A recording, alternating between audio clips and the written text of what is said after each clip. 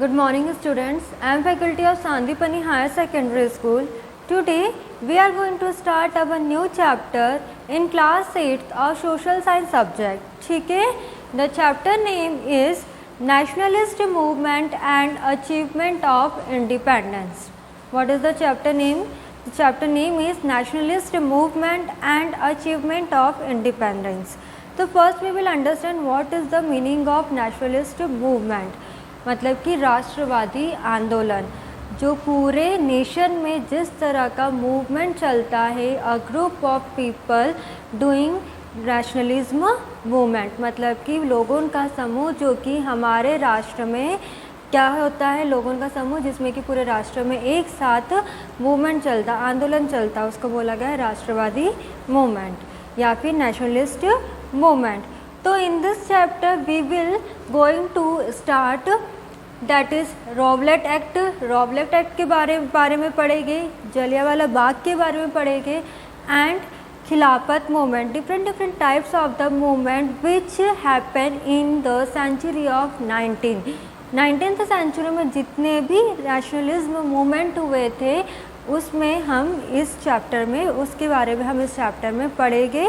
तो let us start our chapter. Mahatma Gandhi entry into Indian politics heralded new era. After 1919, Gandhi ji have a new shape and direction to Indian politics and nationalist movement.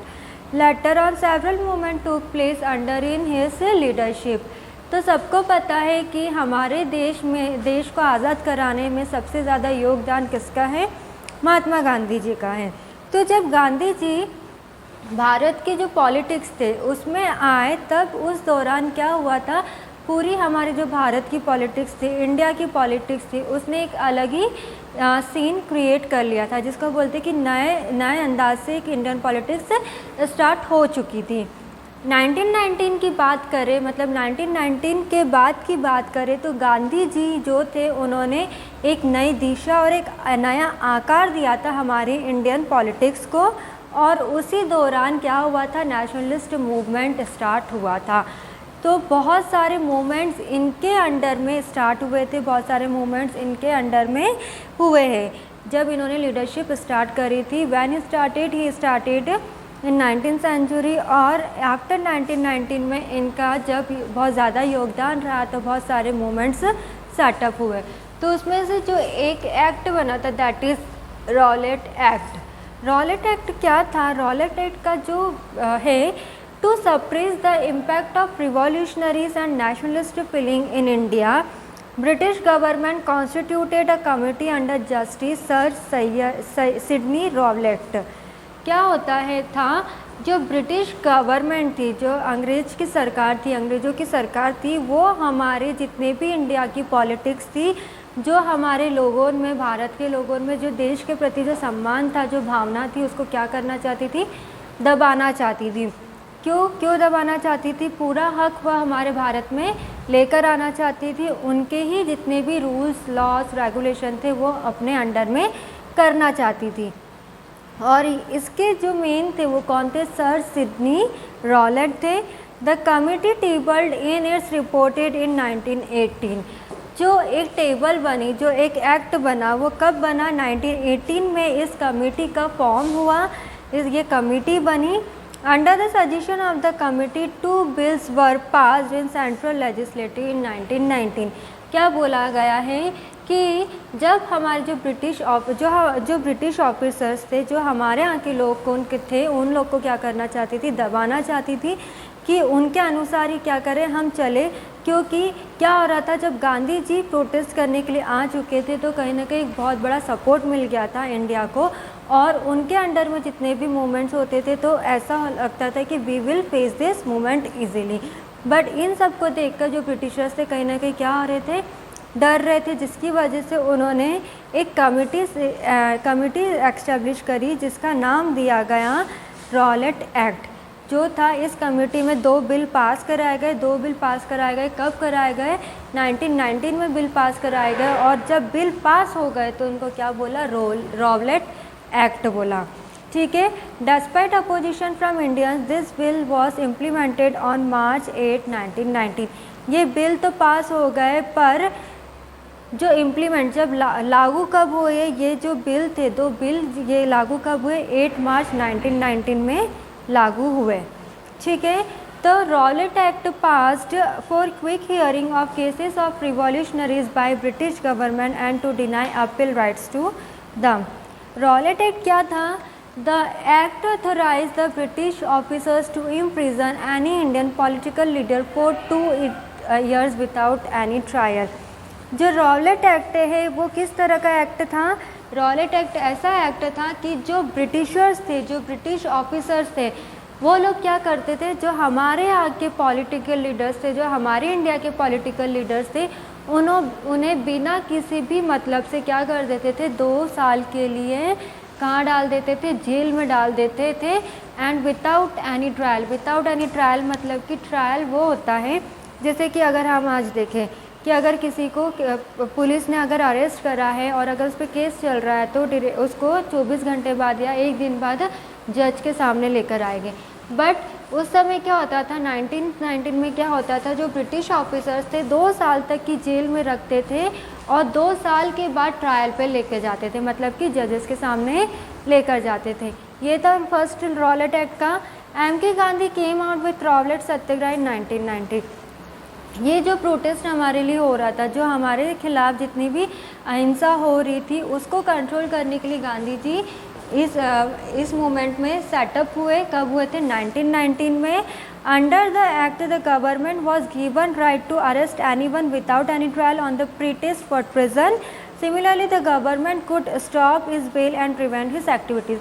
ये क्या हो रहा था, दिन पे दिन क्या चलते बढ़ते ही जा रहा था। जो ब्रिटिशर्स की जो गवर्नमेंट थे वो कहीं ना कहीं क्या कर रहे थे, इंडिया के साथ कहीं ना कहीं पार्शियलिटी कर रहे थे। The act empowered government to search and arrest revolutionaries without any warrant and appeal could not be made against it। क्या होता था, जब जो ब्रिटिश ऑफिसर्स थे वो किसी भी बिना वारंटी के साथ किसी को भी अरेस्ट कर लेते थे। In fact they arrest the people of Indian people from their houses also.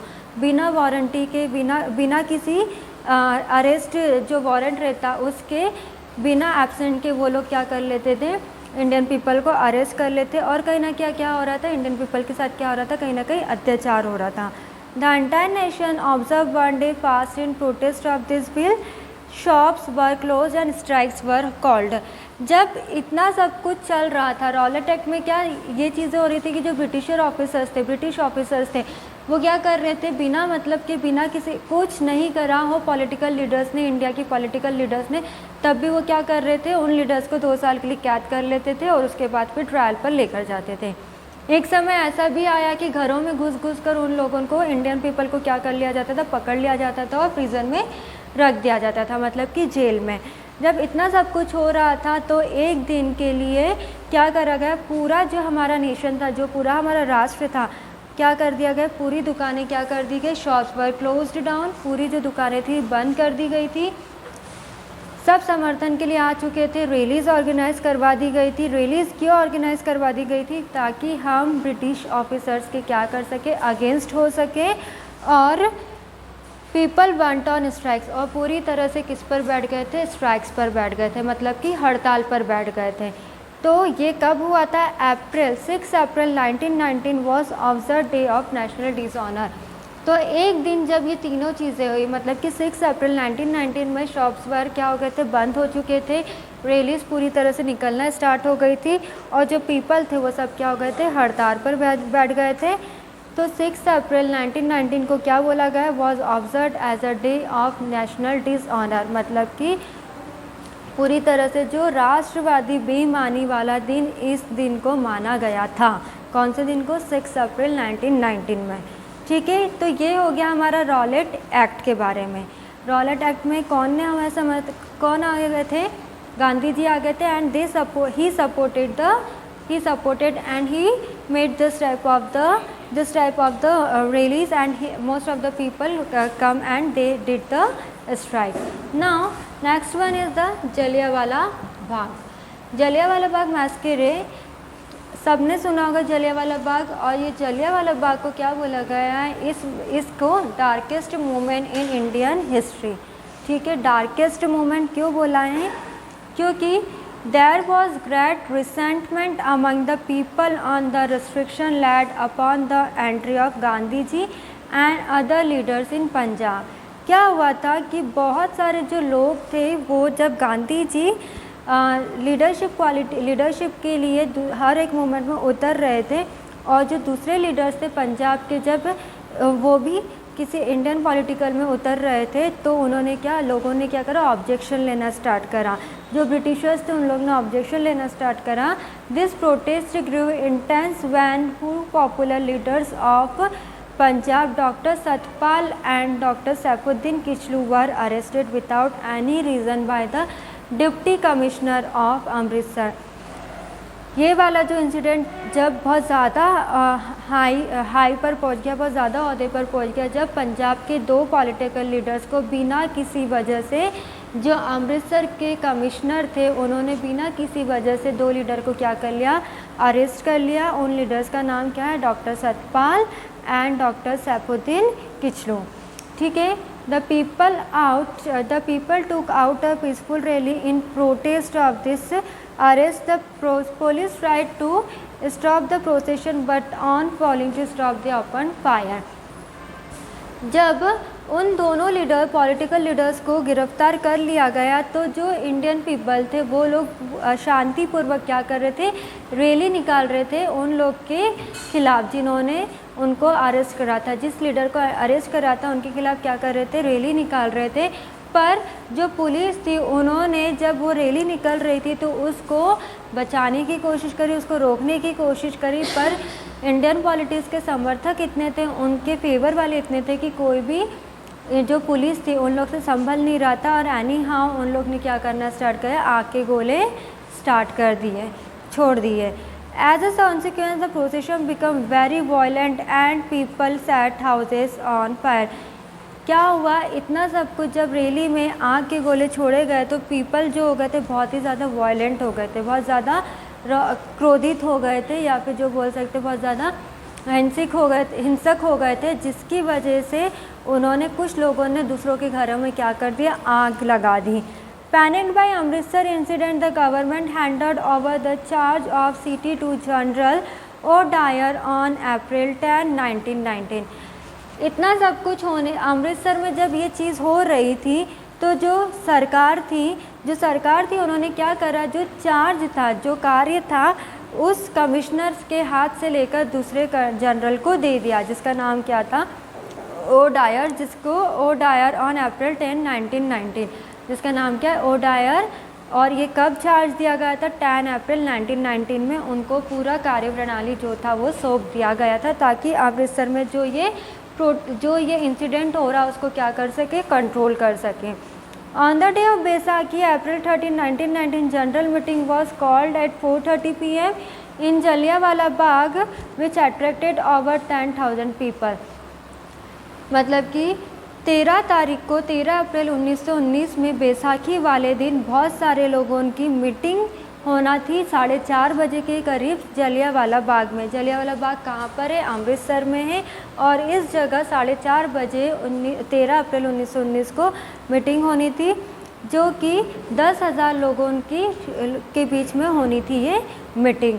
General Dyer reach the park with 400 armed troops and without prior warning to crowd ordered his troop to open fire which lasted till the commission ran out।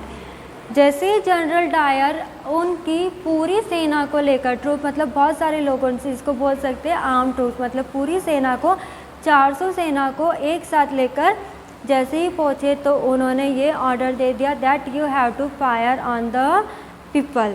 This resulted in 1000 deaths and left a large number of people fatally injured.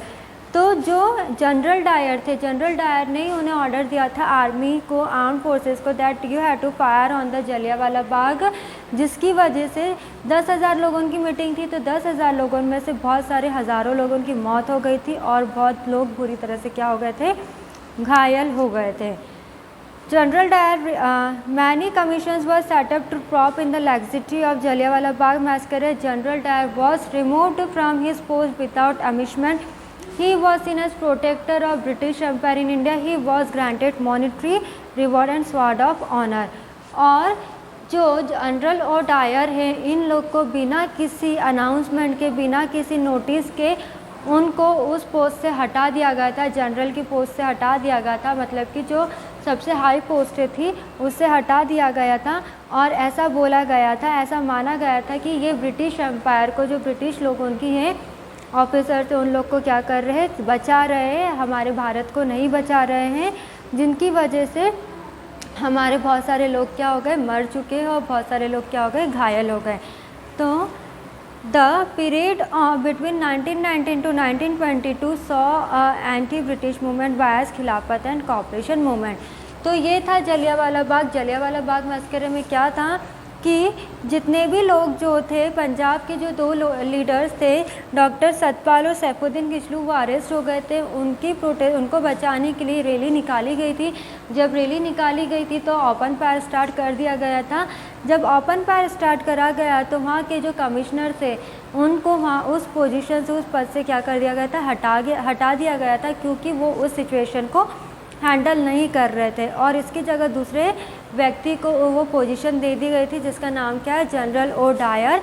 पर general O Dyer ने क्या करा, जब जलियांवाला बाग अमृतसर में उस दिन 13 अप्रैल 1919 को 4:30 बजे के करीब जब मीटिंग होना स्टार्ट होने वाली थी, तो वह अपनी 400 आर्म ट्रूप्स के साथ आए और उन्होंने क्या कर दी, फायरिंग कर दी, जिससे बहुत सारे लोग क्या हो गए, मर गए, और बहुत से लोग क्या हो गए, इंजर्ड हो गए। ठीक है। और इसका ये हुआ कि जितने भी जो कमिश्नर थे उनको उस दौरान उस पोजीशन से हटा दिया गया, बिना नोटिफिकेशन के, बिना अनाउंसमेंट के, क्योंकि वो क्या कर रहे थे, ब्रिटिश एम्पायर को क्या कर रहे थे, बचा रहे थे, और हमारे भारत में कहीं ना कहीं क्या कर रहे थे, हिंसा फैला रहे थे। इसलिए बोला गया है darkest movement in Indian history. तो if anyone will ask darkest movement in Indian history किसको बोला गया है, तो जलियांवाला बाग को मैस्करे को बोला गया है darkest movement in Indian history. तो हमने रॉलेट एक्ट के बारे में पढ़ा। रॉलेट एक्ट क्या है, रॉलेट एक्ट मतलब जितने भी ब्रिटिश ऑफिसर्स होते थे, बिना किसी मतलब से, जो हमारे पॉलिटिकल लीडर थे, उन लोग को 2 साल के लिए 2 साल के लिए प्रिजन में रखते थे, और बिना किसी मतलब से उन लोग को जेल में रखते थे। And after 2 years they stand for trial. फिर गांधी जी जो थे उन्होंने रॉलेट एक्ट में हिस्सा लिया इन 1919। दैन क्या करा उन्होंने, शॉप जितनी थी एक दिन के लिए पूरी तरह से बंद हो गई थी। उसी दिन रैली ऑर्गेनाइज हुई थी। उस रैली ऑर्गेनाइज हुई थी तब बहुत सारे लोगों ने क्या करी थी, हड़ताल करी थी। दैन जलियांवाला बाग के बारे में पढ़ा। जलियांवाला बाग किसकी वजह से हुआ था, कैसे हुआ था, this we discuss now. Our next movement is that Khilafat movement. Khilafat movement क्या है, at the end of the First World War, Turkey was defeated by the British forces and suffered injustice by the hands of Britain। जब हमारा first world war पूरी तरह से ख़त्म हो गया तो जो टर्की थी, टर्की एक जगह का एक सिटी का नाम है, कंट्री का नाम है, जो Turkey was defeated by the British forces. मतलब कि जो टर्की थी वो ब्रिटिश फोर्सेस से क्या हो गई थी, बुरी तरह से क्या हो गई थी, हार गई थी। और उन लोग को ऐसा लग रहा था, टर्की के जो लोग थे, पॉलिटिकल लीडर्स थे, उन लोग को ऐसा लग रहा था कि हमारे हाथ में क्या हुआ है, हमारे साथ क्या हुआ है, अन्याय हुआ है। Khalifa was dethroned from his post. He was the religious head of the Muslim community in India, जिसकी वजह से जो टर्की के जो हेड थे, खलीफा, उनको क्या हो गया, उनको उस पोस्ट से क्या कर दिया, अलग कर दी गया, उस जगह से अलग कर दिया गया। और ही वॉज अ रिलीजियस, और वो क्या थे, मुस्लिम समुदाय के क्या थे, हेड थे। Indian Muslim were oppose to this act against. जो हिंदू मुसलमान थे इस एक्ट के क्या थे, अगेंस्ट थे। In 1919 under the leadership of Mohammad Ali Shaukat Ali, Maulana Azad the Khilafat committee was founded. तो ये जो वाला मूवमेंट है ये भी कब स्टार्ट हुआ था? 1919 में ही स्टार्ट हुआ था। किसकी वजह से हुआ था? किसने स्टार्ट करा था? This movement started with the Muslim society, Muslim community के जो लोग थे उन लोग ने स्टार्ट करा था। उसमें से कुछ नेम है जैसे Maulana Azad, Shaukat Ali and few names of the Muslim community. The objective of Khilafat movement was to protest against the injustice done to Khalifa and Turkey. इन लोग का जो मेन उद्देश्य था, इन लोग का जो मेन मूवमेंट था, मेन मूवमेंट का जो उद्देश्य था वो क्या था कि जो अन्याय मुस्लिम्स और खलीफा के साथ, खलीफा और टर्की लोगों के साथ हुआ है उसका न्याय दिलाना। The Khilafat movement was given full supported by Gandhi ji and the Congress. जब ये मूवमेंट स्टार्ट हुआ तो जो गांधी जी और जो कांग्रेस के लोग थे उन्होंने पूरी तरह से क्या करा? इस मूवमेंट को सपोर्ट करा। तो Khilafat movement was a religious political movement launch by the Muslims of the British India for the retention of the Ottoman Khalifa and not for handling over the control of Muslim holy places to non Muslims. तो जो खिलाफत movement है वो क्या है? एक धर्म जो है रिलीजियस पॉलिटिकल मूवमेंट है, मतलब कि कहीं ना कहीं धर्म राजनीतिक वाला मूवमेंट था, क्योंकि इसमें जो मुस्लिम्स के जो लोग थे उन लोग के साथ कहीं ना कहीं कैसा हुआ था? अन्याय हुआ था, क्योंकि जो उनकी होली प्लेस थी, मुस्लिम्स की जो है होली प्लेस थी, हैंडिंग ओवर द कंट्रोल, उन लोग को वो अपनी उनकी होली प्लेसेस को कंट्रोल में नहीं करने दिया जा रहा था। और Turkey sided with Germany in world war first as it began to lose the war, concerns were express in India about the future of Turkey. और जो टर्की के लोग थे उन लोग को, टर्की के जो लोग थे ब्रिटिश फोर्सेस ने उन्हें क्या कर दिया था? हरा दिया था जब फर्स्ट वर्ल्ड वॉर हुआ था। और जो टर्की के लोग थे उन लोग को ऐसा लग रहा था कि जो ब्रिटेन के लोग हैं उन लोग ने हमारे साथ क्या करा है? कहीं ना कहीं अन्याय करा है। तो गोल क्या था? Ottoman Khilafat should be kept intact, territorial sovereignty of Turkey be preserved, control of holy the places should not be given to non Muslims. मतलब कि जो होली प्लेसेस थी मुस्लिम्स की, जो नॉन मुस्लिम्स है, मतलब कि जो नॉन मुस्लिम्स थे, जो मुस्लिम कम्युनिटी के नहीं थे, उन लोग को वो होली प्लेसेस नहीं दी जाएगी। जितने भी टर्की के जितने भी टेरिटोरियल सॉलिडिटी थी उनको क्या करना था? प्रिजर्व करना था। ये गोल्स थे। और प्रोटेस्ट क्या था? All India Khilafat committee was formed at Bombay in July 1919। और ये जो खिलाफत कमेटी और कब सेटअप हुई थी? इंडिया में बॉम्बे में सेटअप हुई थी। और कब हुई थी? 1919 में हुई थी। तो जो खिलाफत मूवमेंट था टोटली किस पे बेस्ड था? रिलीजियो पॉलिटिकल मूवमेंट पे बेस्ड था, जिसमें कि टर्की के लोग इसके अगेंस्ट थे और मुस्लिम कम्युनिटी के लोग अगेंस्ट थे। ठीक है, तो today this 3 type of the movement we discuss. First we discuss about the Rowlatt Act, then we discuss about the Jallianwala Bagh massacre, and last one we discuss about the Khilafat movement. In next class we will start our new topic of this chapter, that is non-cooperation movement. Thank you.